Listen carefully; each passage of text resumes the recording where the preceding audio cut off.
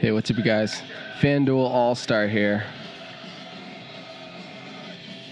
This is my lineup for my Thursday slate.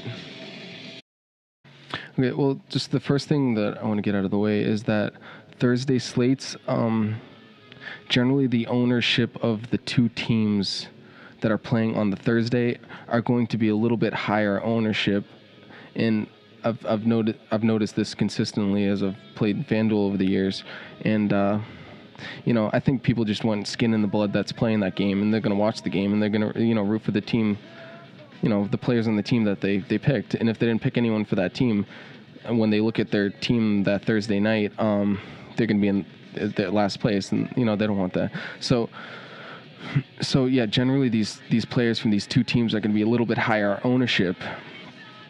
And we ask ourselves, well, what does that mean for us? Well, that means popular players from these two teams are going to be higher ownership than they normally are. And when a particular player has a high ownership, this does mean if this particular player does really good, it might jeopardize us winning. And of course, I'm talking about cash games. Right now I'm talking about cash games, the double ups, 50-50s. GPPs are a little bit different, and this is my cash game lineup. All right, so Gronk, I'm guessing Gronk is going to have an ownership of about probably 30%, maybe even more, just because they're playing tonight, and he generally has a high ownership anyways. So I'm actually taking him for my Thursday lineup just to get my skin in the game for tonight. And when a player has high ownership like Gronk, I view it as I'm either betting on this player to do well or betting against this player not to do well, because I'm competing against other people in the same contest as me, and I'm not actually competing against FanDuel. So I got to think of what other people in the same contest as me are going to pick as players on their team. And if there's a particular player who has high ownership, that means the risk of having this player on your team goes down. And, if I think this player is going to do well, I have to take him for my team. And I'm actually not going to take Gronk for my Sunday games. I'm actually going to take Greg Olsen. Because Greg Olsen is at a good price, and I do think he's going to do well. I don't know if he's going to do as well as Gronk, but I think he will get us, the 2 times value right here would be like 12 points. But okay, so this is Thursday. So we are taking Gronk. We're taking Gronk. And other high ownership players for Thursday slate is going to be Antonio Brown. Antonio Brown was the best wide receiver last year, and he's going to be awesome this year too. He's a very low-risk player. And as we pick players, we want to decrease, in statistical analysis, we always want to decrease risk while increasing reward. And Antonio Brown is really a low-risk player to have on our team. And since he's playing on Thursday, he's going to be high ownership as well. So you have to have Antonio Brown on your team. All right, so that's quickly what I want to tell you about my Thursday lineup compared to my Sunday lineup is that, I'm kind of forced to take skin in the game tonight with these high ownership players because I do think they're going to do well. And so I do want them on my team. Okay, so at quarterback for my Thursday slate, I'm Tyrod Taylor, yeah. All Tyrod Taylor has to do is throw 150, 200 yards and 1 touchdown, and he's going to get his 2-time value, which is 10 points. He's going to get you yards on the ground. He's going to do okay. And everyone's raving about Buffalo's defense, so he's going to be out there. He's going to get a shot, and I really do think he's going to get us his 2-time value.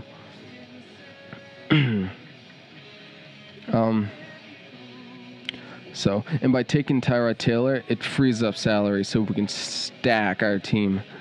All right, running back. Taking Matt Forte.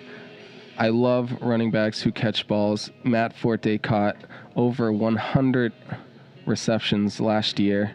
And FanDuel technically is a PPR league. points per reception. I think you get 1 point per reception. He needs to get us 8.8 times 2 is like 17, 18 points. I think he'll get us around there. So I think he's by taking a running back who catches balls, he's an integral part of their offense. Alshon Jeffries is a little hurt. I actually do think he's going to play, but he is hurt.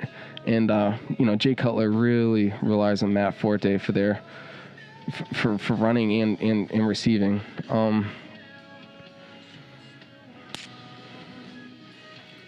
Yeah, so that's why. If he doesn't have a great game running, he can still have a good game catching the ball, and it's not out of the question that he's going to catch a touchdown.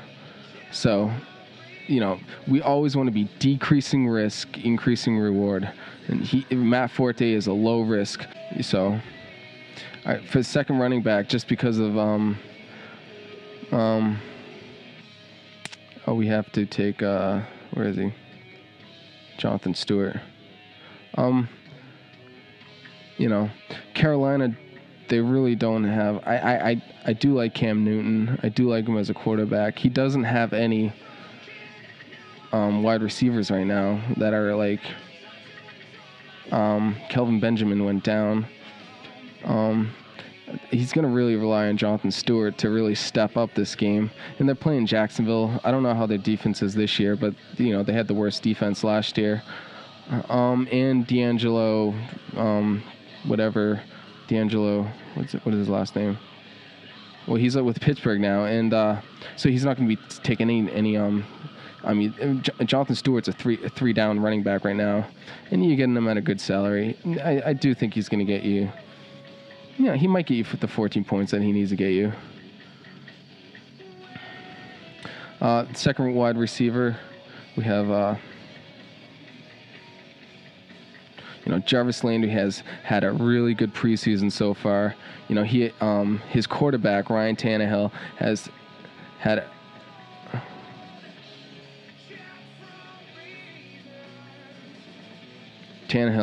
a great preseason. And he had a great year last year, too. Quietly had a great year. And Jarvis Landry, his top wide receiver. Mike Wallace is gone. Jarvis Landry is going to get you 5 to 8 catches. He's a very low risk bet to get his money's worth, to get you the points that he needs to get you. Okay, so our wide receiver 3, Devontae Adams. I don't really like him. I watched Green Bay a few times last year, and he just looked a little sluggish and a little slow. But he was at this salary last year, even when Jordan Nelson was on the team, or when he wasn't hurt.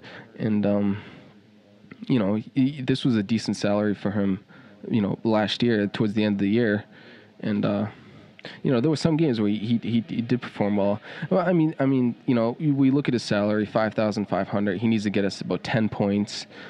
He's the number 2, wide receiver on a very explosive, solid offense. Someone has to step up. I love Randall Cobb, but Randall Cobb is actually, hurt. Yeah, I hate taking players that are hurt, especially for my Thursday slate. Let's see what it says. He's limited. Yeah, limited basis on Wednesday. Who knows what could happen between now and Sunday. For defense, we're taking, the Jets. You look at the Jets and you're like, no, don't take the Jets. But, they got Darrelle Revis back. They're playing a Cleveland team that, don't know their head from their ass right now. And, everyone's raving about the Jets defense this year. And, they are going to get you the points that they need to get you. And, they're coming at a bare bottom salary. Okay, and kickers, everyone has their own strategy for picking kickers, and they swear by it. But some people say take kickers that kick in a dome. I don't really buy into any of that. You know what I'll do for kickers is I'll go to Vegas. I'll look at the games that are supposed to score the most points, like the games that have the highest over/under, and I would just try to take a kicker from one of those games. If the game's going to have 55 points, 60 points, the kickers are going to be scoring points. So, but because of we have 4,900 right now, so so we got. This is going slow. All right.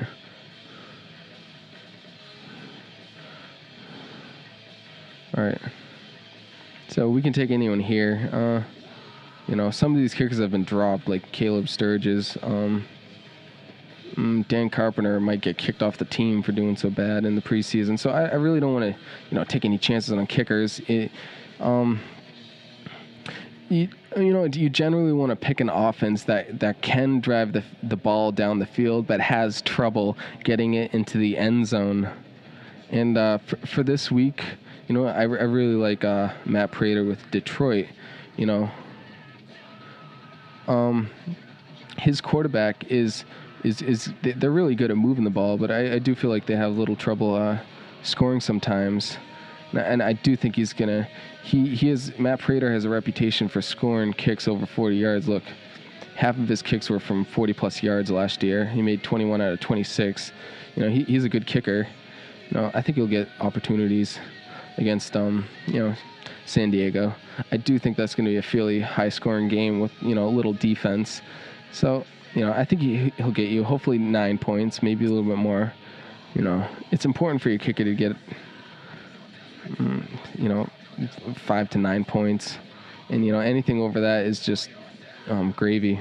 But yeah, like you don't want to pick a kicker from a team that can't really move the ball because they're not going to get many opportunities. But then you don't want a kicker who's on a team where they're always like able to score, like Denver. Like the kicker for Denver last year wasn't scoring many points for you. So, but all right. So this is the lineup: Tyrod Taylor, Matt Forte, Jonathan Stewart, Antonio Brown, Jarvis Landry, Devontae Adams, Rob Gronkowski, Matt Prater, and the New York Jets. I'm going to be creating, if my videos are popular, I'm going to be creating a bunch of videos every week. And I'm going to upload them to a blog that I'm going to create. And if you'd like to be part of my mailing list, please email NFL to FanduelAllStar@gmail.com. Thanks, you guys.